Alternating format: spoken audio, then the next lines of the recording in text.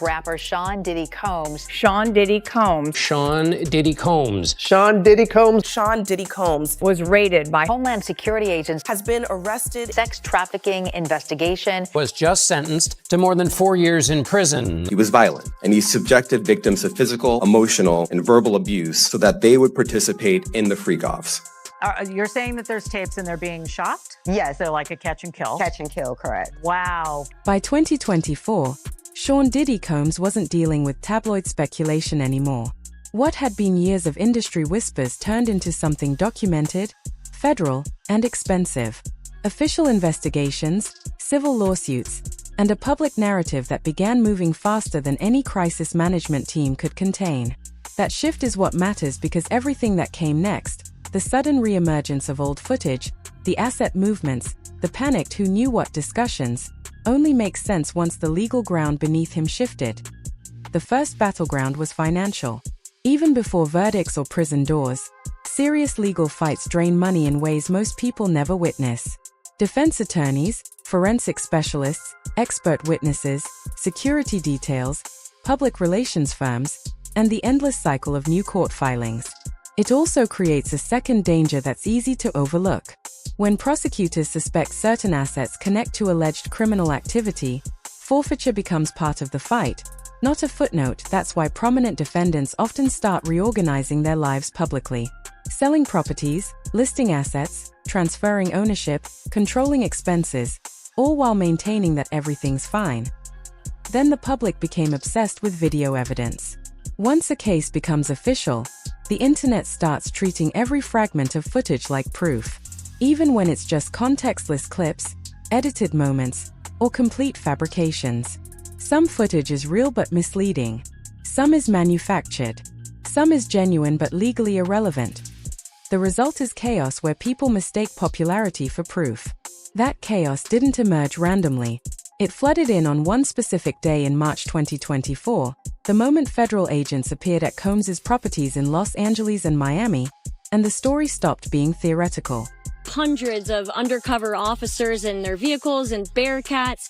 We got a tip and we're kind of standing by for a while. More people coming out. Who's this guy? Yeah, they're all kind of dressed alike. Definitely shocking and hectic out here in Holmby Hills at one of Sean Diddy Combs' homes. We were first on scene as it all unfolded. We came right in the middle of the convoy of about 40 undercover law enforcement vehicles before they even put up the crime scene tape. The Department of Homeland Security making a big bust, officers say, in connection to a sex trafficking investigation. While it was all happening, investigators were also raiding his home in Miami. March 25, 2024 is when the story stopped living in gossip blogs and started moving like a federal investigation. That Monday, agents from Homeland Security Investigations executed search warrants at properties connected to Sean Combs on both coasts and Los Angeles. The scene played out in the kind of neighborhood where privacy costs millions. Holmby Hills, behind gates, walls, and long private drives.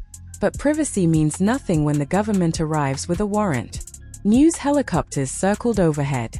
Cameras captured agents sweeping through the property.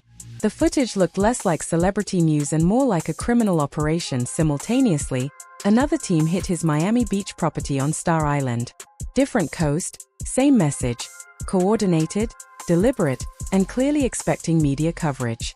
Reports described heavy law enforcement presence, with agents moving through the residence while the exterior became a secured perimeter. To the internet, it looked like a movie. To anyone familiar with federal cases, it looked procedural and serious. There was another detail that spread quickly. Combs's sons were reportedly outside the Los Angeles property during the operation. Law enforcement sources called it standard procedure during warrant execution. People on site get briefly detained, controlled, identified, then released if there's no reason to hold them. That didn't stop the footage from becoming its own narrative, because in moments like this, even routine procedure looks like scandal. What matters is what these searches typically target.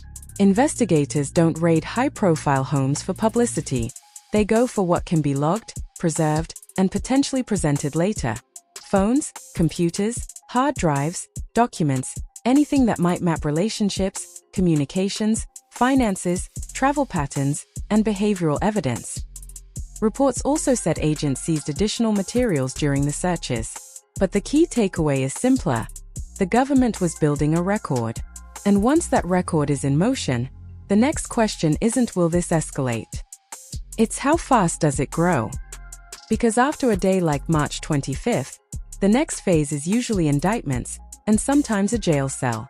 Cassie Ventura, the star witness, the ex-girlfriend of Combs, who was with him for about 10 years, released a statement before this sentencing was handed down saying, "I am so scared that if he walks free, his first actions will be swift retribution towards me and others who spoke about him at this trial." Sean Combs will appear in court with his lawyers. There are no cameras in federal court. He will be advised of the charges against him, and he will almost certainly enter a not guilty plea. But the key thing to watch for is then we'll have the question of bail.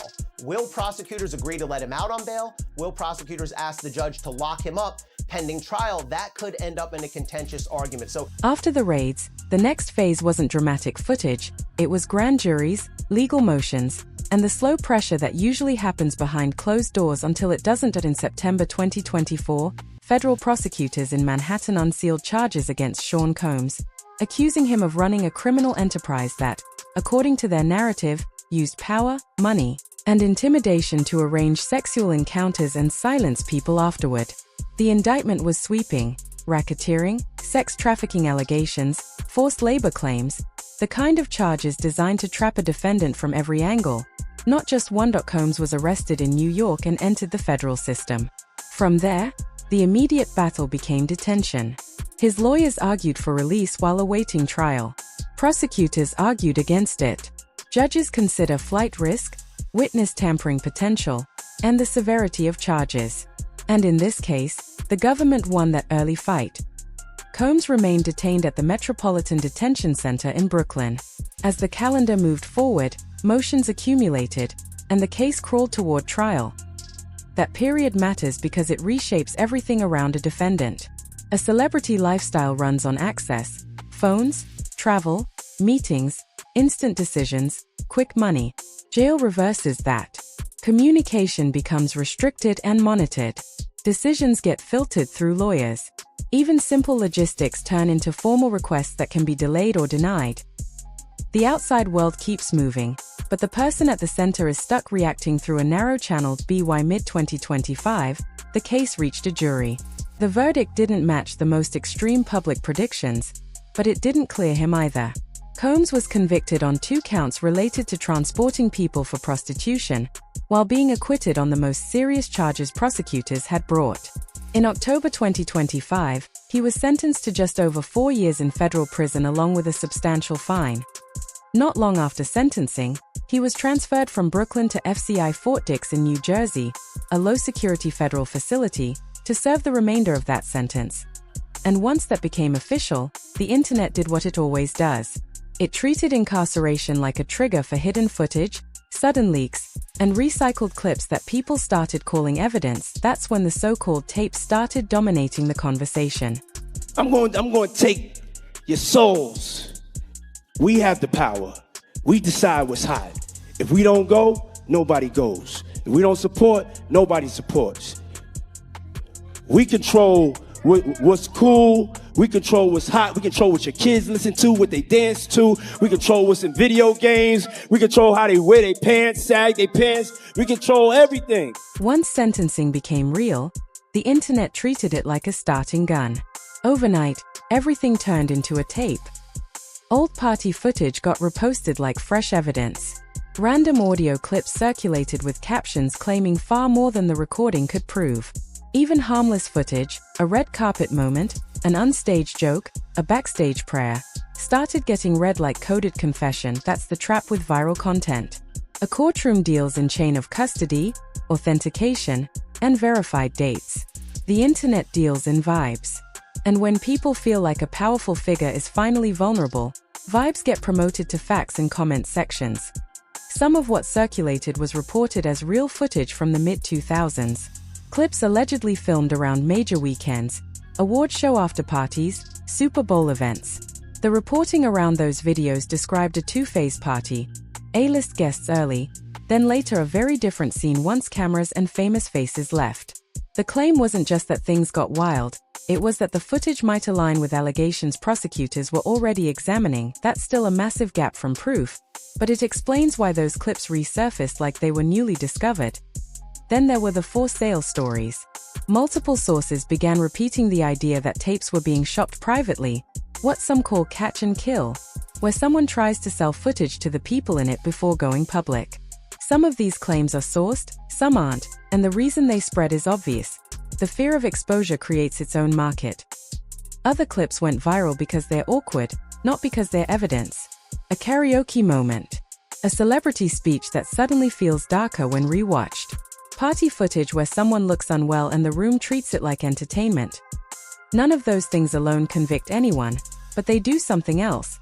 They shape how the public decides what they already believe. And once that belief hardens, the next wave isn't video at all, it's people who knew him, choosing their words carefully in public and hinting that the story is bigger than one man. That's one thing we can make clear. But I don't have to have you here. I'm trying. Why do you want me here? Because every time it's just such a problem. I have you here because I feel you talented. But don't get it twisted. I'm starting to think about why do I have you here. I'm not getting okay, so you clear on that though. Check this out. You clear on that. You understand now. I'm asking myself why do I have you here? So I'll move on to something else. No, I'll give you the answer soon. All right? And you may not be here then. Okay. Before it gets to that. And anybody want to go with you, they could go too. Aubrey O'Day sits in a unique position in this story. Close enough to have lived inside Combs's world, distant enough now to speak as an outsider looking back. And as the case turned from raids into an indictment, her voice reappeared in the same places the public conversation had moved. Podcasts, short clips, headlines, reaction videos. In May 2025, as the trial unfolded, O'Day launched a show with journalists Amy Robash and TJ Holmes, where she framed the moment less like vindication and more like a long-delayed reckoning. Her core message was simple. She'd been talking about her experiences for years, and only now were people treating it like something worth hearing. Not because the harm was new, because the spotlight finally was. O'Day also made a careful distinction that the internet rarely respects. She said she wasn't there to testify and emphasized that not every witness belongs on a stand in a federal case. But she also said she'd been contacted by Homeland Security and had met with them. That detail matters because it suggests investigators were casting a wide net for context, patterns, and corroboration, not just a few headline names. When the verdict arrived in July 2025, guilty on 2 prostitution transportation counts, acquitted on the most serious charges, her reaction went viral for a different reason. She didn't sound triumphant. She sounded devastated. She talked about how the outcome might land on the people who testified, especially Cassie Ventura. The message underneath her emotion was sharper than the emotion itself. A courtroom can follow the law and still leave survivors feeling like the truth didn't fully make it into the final count. That's where O'Day's perspective becomes bigger than one case. She's pointing at the gap between what the public thinks a verdict means and what victims often experience afterward. Because legal wins and losses don't automatically equal closure. They don't automatically equal accountability. And they definitely don't dismantle an industry culture that can reward silence. And once you accept that gap is real, a new question takes over the story. If the system only shows part of what happened, what does the public do with the rest? The strangest part of a high-profile collapse is that the first cracks don't always show up in court. They show up in unpaid invoices. In early January 2026, reports began circulating that people connected to Combs's day-to-day operations, staff, contractors, support personnel, were saying they weren't getting paid while he was in federal custody.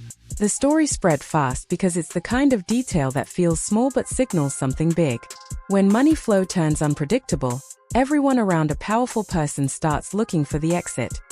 His side pushed back immediately. A spokesperson insisted that personnel and attorneys were being paid, that nobody was walking away, and that Combs still controlled his own finances. On paper, that sounds like a clean denial. But the way these situations usually work is messier than paid or not paid. It becomes about timing, approvals, and who has authority to sign off. That's where another name entered the conversation. TriStar Sports and Entertainment Group, the business management firm widely reported to be overseeing his financial operations during incarceration. And the reporting around TriStar wasn't framed like simple bookkeeping. It was framed like gatekeeping. The idea was that expenses and payments weren't just sent out, They were submitted, reviewed, and approved. Sometimes slowly, sometimes not at all. If you're a staffer, that delay feels personal, even if it's procedural. You've got rent, bills, kids, and a life that can't wait for someone else's review process. If you're on the inside of a celebrity machine, you're also used to a certain kind of speed: private flights, last-minute moves, immediate solutions. A controlled spending process can feel like a lock being turned, and the reporting didn't stop at employees. It claimed even family members had to request funds through the same system, that a household once built on instant access was now running on permission slips. True or not in every detail, the perception alone matters.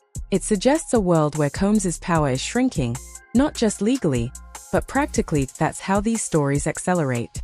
First the raids, then detention, then a verdict, and after that, the ecosystem around the defendant starts to wobble, until the public gets something it can watch. Which is why the next wave wasn't about bank accounts at all. It was about old footage, specific dates, and the claim that certain nights in 2004 and 2005 weren't just wild parties, they were a record. I am the fucking hardest hustler in the world. This is Savage Part 2. Don't tell me about shit. It's 2022 and I'm still a savage. Whatever I want, I get. Whatever I want, I fucking get. What pulled the story back into the mid-2000s wasn't nostalgia. It was the way certain outlets and online accounts began attaching dates, locations, and recognizable details to old footage, turning random party clips into "this happened on this specific night."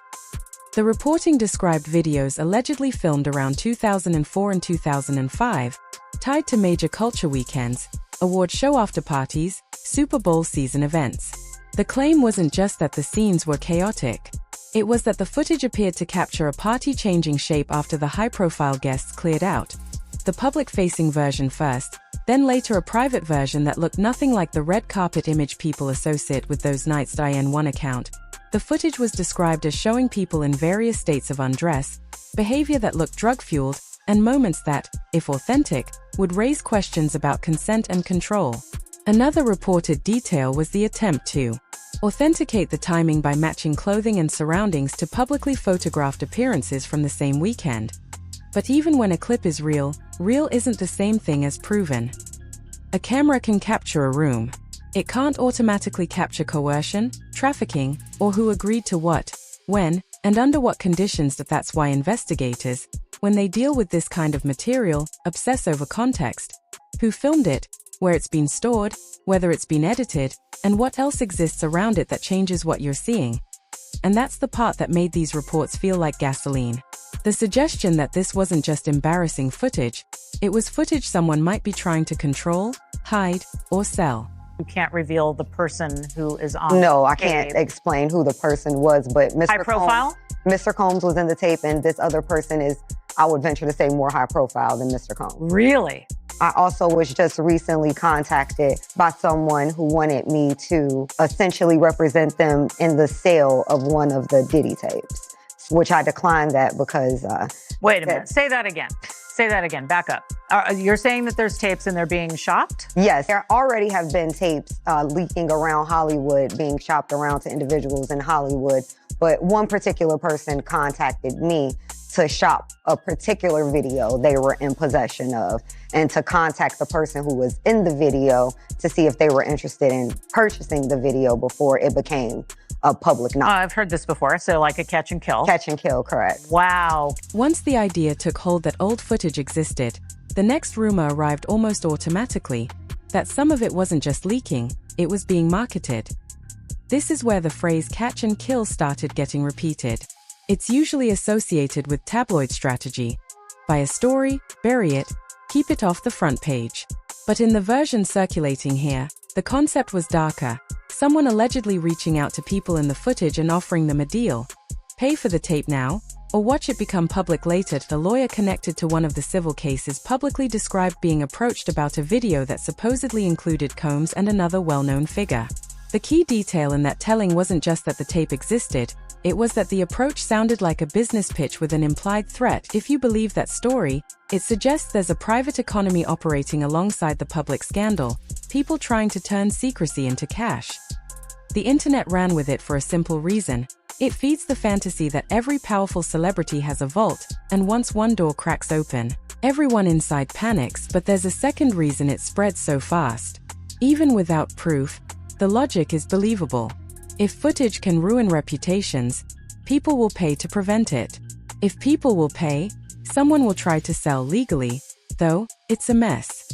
A tape offered for sale isn't automatically admissible evidence, and a tape released online isn't automatically authentic. It could be edited, staged, mislabeled, or stolen. The market itself is proof of opportunism, not proof of a specific crime. Still, the effect is real. The existence of a leak market, even as rumor, changes behavior. It makes former associates go quiet. It makes people delete posts, scrub timelines, and rethink past appearances. And it primes the public to treat the next viral moment as confirmation, which is exactly what happened when a few awkward clips involving other celebrities started trending. Not because they proved anything, but because they gave the internet a new face to attach to the story. Yeah. And I was fucking this bad bitch, she fucking me good, and that she almost drove me crazy. I pulled up to her crib, I was in that 19 Mercedes. I got this bad bitch. Once the idea took hold that old footage existed, the next rumor arrived almost automatically, that some of it wasn't just leaking, it was being marketed. This is where the phrase catch and kill started getting repeated. It's usually associated with tabloid strategy. Buy a story, bury it, keep it off the front page. But in the version circulating here, the concept was darker, someone allegedly reaching out to people in the footage and offering them a deal. Pay for the tape now, or watch it become public later. The lawyer connected to one of the civil cases publicly described being approached about a video that supposedly included Combs and another well-known figure. The key detail in that telling wasn't just that the tape existed, it was that the approach sounded like a business pitch with an implied threat. If you believe that story, it suggests there's a private economy operating alongside the public scandal, people trying to turn secrecy into cash. The internet ran with it for a simple reason. It feeds the fantasy that every powerful celebrity has a vault, and once one door cracks open, everyone inside panics, but there's a second reason it spreads so fast. Even without proof, the logic is believable. If footage can ruin reputations, people will pay to prevent it. If people will pay, someone will try to sell legally, though it's a mess. A tape offered for sale isn't automatically admissible evidence, and a tape released online isn't automatically authentic. It could be edited, staged, mislabeled, or stolen. The market itself is proof of opportunism, not proof of a specific crime.